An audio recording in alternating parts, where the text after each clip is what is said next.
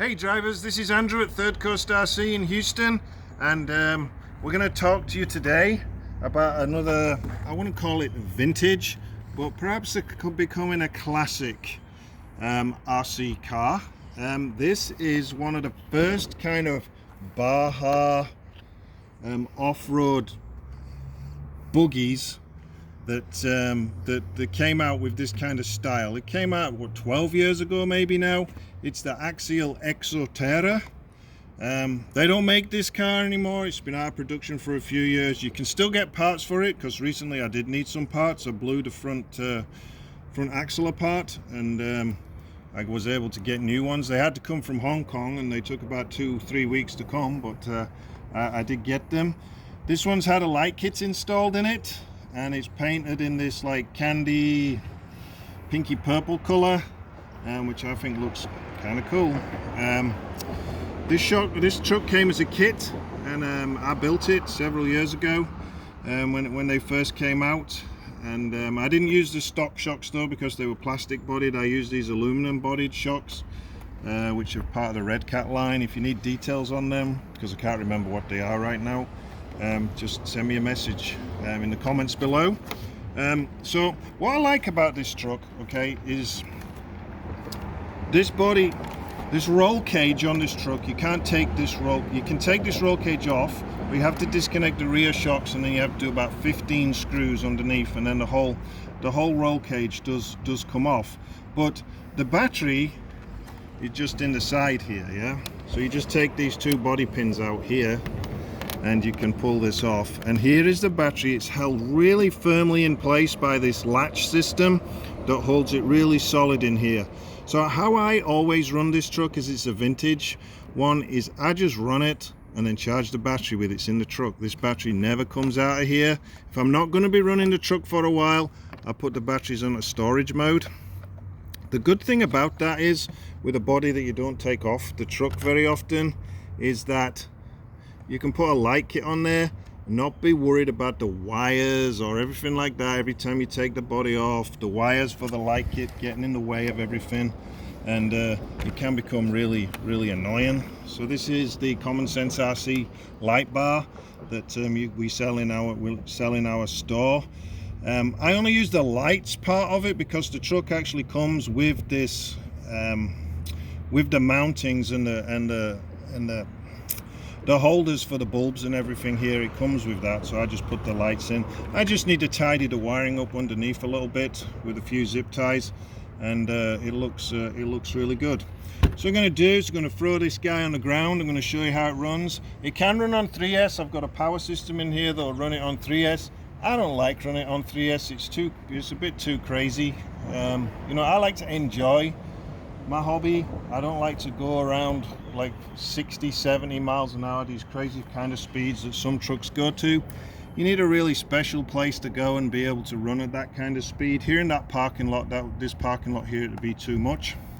But we got the radar gun here, so we'll do a radar test on it in just a minute. It's just running on 2S. The battery, I'll be honest, I haven't charged it for a couple of days. It's probably about half charged, which is how I like to leave them. And I'm using this. I'm just going to talk a little bit about this. This is the Flysky FS GT3B controller.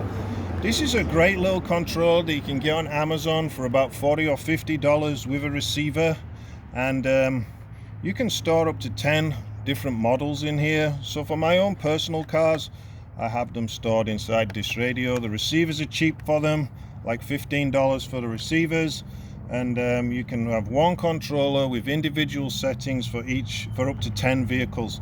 They do a new one now called the GT5, which I think has a bigger model memory, slightly different to this.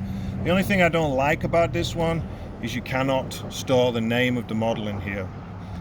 So I use this very high-tech method of printing out the name on a little Dymo printer thing. So that's the way I overcome that limitation, and just stick it on here so I know which model goes with which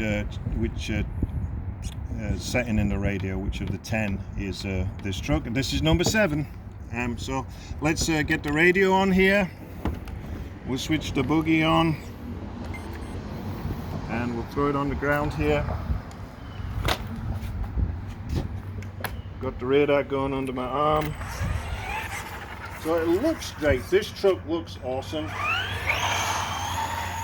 And it's got a pretty good turn of speed here through the parking lot.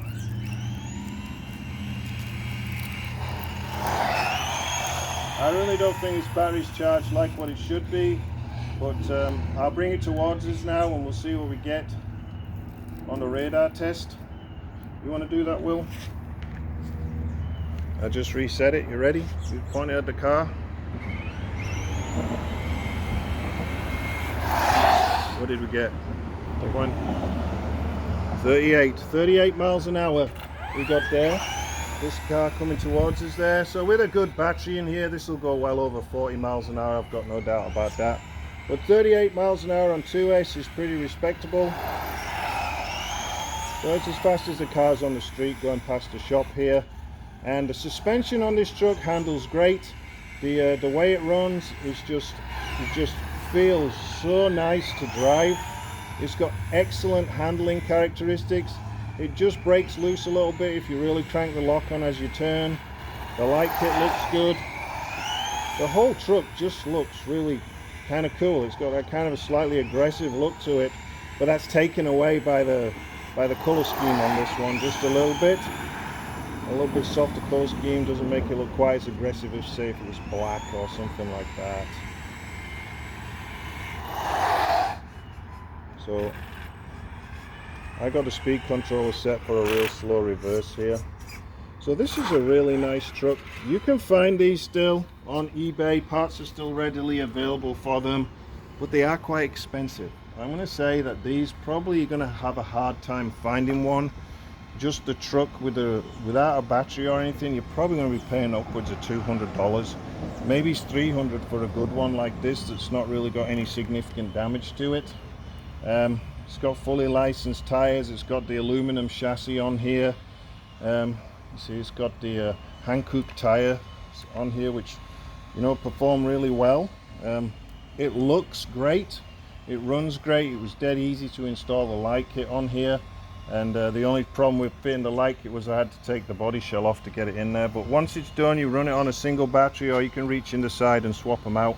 It's a great 10 scale off-road terrain buggy. So have a look for them on eBay and see what you can find if you want one of these. But for a retro, older style, not too crazy kind of off-road buggy, this might be the one for you. Thank you for watching, and we'll see you next time. Thank you. Bye.